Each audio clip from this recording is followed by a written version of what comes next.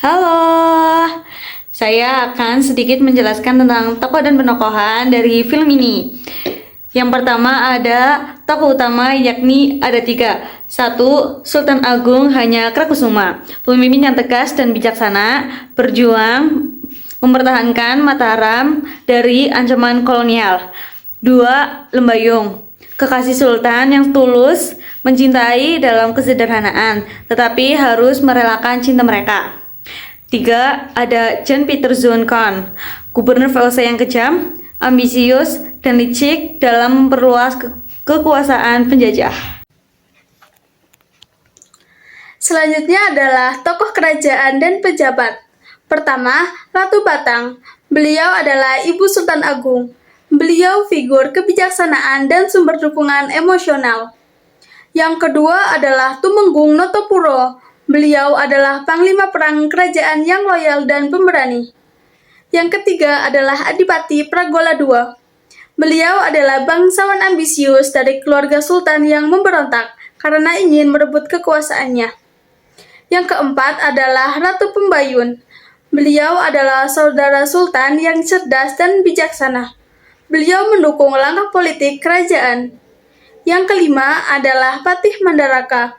Beliau adalah menteri utama kerajaan yang strategis dan penuh akal. Ada juga nih tokoh spiritualis. Yang pertama, Kiai Rangga. Beliau adalah guru spiritual Sultan Agung yang memberikan nasihat dan kebijaksanaan dalam menghadapi dilema. Yang kedua, Nyai Suri. Beliau adalah sosok perempuan bijak yang memberikan pandangan mendalam tentang kehidupan dan kepemimpinan. Nah, selanjutnya ada tokoh penjajahan VOC. Yang pertama ada Kapten VOC, yaitu bawahan Jan Pieter Zoon Kohn yang kejam dalam menaklukkan wilayah Nusantara. Selanjutnya ada pengikut VOC, yaitu simbol kejahatan penjajah yang selalu berusaha untuk memecah belah wilayah Nusantara. Baik, selanjutnya ada tokoh lainnya. Yang pertama ada Raden Mas Jolang atau ayah Sultan Agung, yakni raja sebelumnya yang menjadi inspirasi awal bagi Sultan dalam belajar kepemimpinan. Yang kedua ada Raden Mas Rangsang atau masa muda Sultan Agung, yakni pangeran muda yang penuh semangat tumbuh menjadi pemimpin yang kuat. Yang ketiga ada Amangkurat I, yakni putra Sultan Agung yang sedang belajar memahami tanggung jawab sebagai penerus takhta.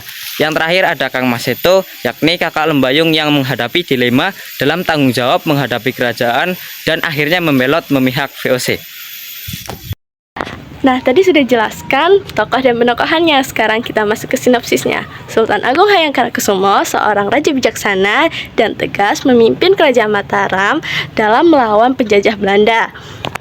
Dalam ambisinya memperluas wilayah dan mempertahankan kemerdekaan di tanah Jawa, Sultan Agung harus menghadapi konflik eksternal dan internal. Keberanian dan kecerdasannya membuat kerajaan Mataram menjadi kerajaan yang kuat, meskipun ia harus mengorbankan banyak hal seperti perasaan pribadinya. Lembayung, kekasih Sultan Agung, menjadi sosok yang harus merelakan cinta mereka demi tanggung jawab besar yang diemban oleh sang raja. Cinta yang tulus dan sederhana terhalang oleh politik dan peperangan. Sementara itu, Jan Pieter Zoon Kohn, gubernur jenderal VOC, menjadi ancaman utama bagi kestabilan kerajaan. Kekejaman dan ambisinya untuk menguasai tanah Jawa memaksakan Sultan Agung untuk berjuang lebih keras, tak hanya untuk mempertahankan tahta, tapi juga untuk melindungi rakyatnya. Di tengah perjuangan dan konflik tersebut, Sultan Agung harus menghadapi berbagai tantangan, baik dari musuh dalam negeri maupun luar negeri. Sumber kekuatan dan kebijakannya datang dari keluarga dan para penasihatnya yang selalu mendukung langkah-langkah kerajaan.